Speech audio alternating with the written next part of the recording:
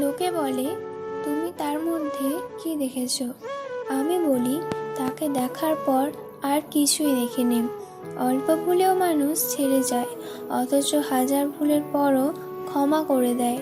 যদি জীবনে শান্তি চাও, তাহলে লোকের কথা গায়ে মেখো না। মানুষ খুব করে যা চায় তা সে কখনোই পায় না, কারণ প্রকৃতি মানুষের খুব বেশি ইচ্ছাগুলোকে কখনোই পূরণ করে না। যদি আপনি কাউকে উপকার করতে না পারেন, তার ক্ষতি করবেন না।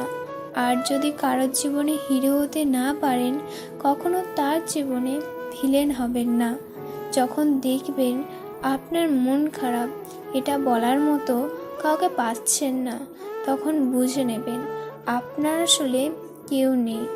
কিছু সময় কারোর মনে চিরন্তরে থেকে যাওয়ার জন্য তার জীবন থেকে আমাদের অনেকটা দূরে চলে যেতে হয়। প্রেম শরীর খোঁজে, ভালোবাসা খোঁজে মন। প্রেম ছেড়ে গেলেও যেতে পারে, ভালোবাসা থাকে আজীবন। সারাক্ষণ কাছে থাকাটাই ভালোবাসা নয়, সারাদিন কাজের ব্যস্ততার মাঝে তার কথা মনে করাটাই ভালোবাসা।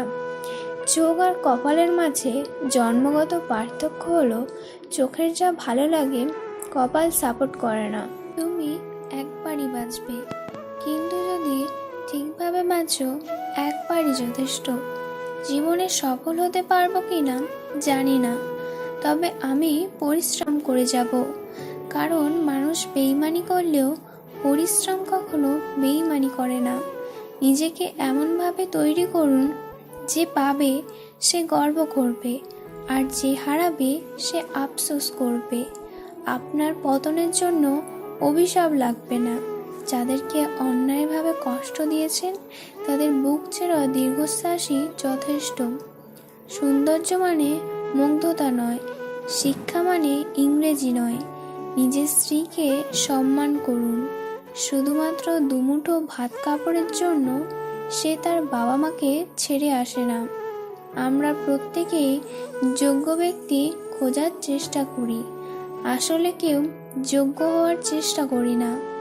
যে আপনার নীরবতার ভাষা বোঝে না, সে আপনার চিৎকারের ভাষা বুঝবে না।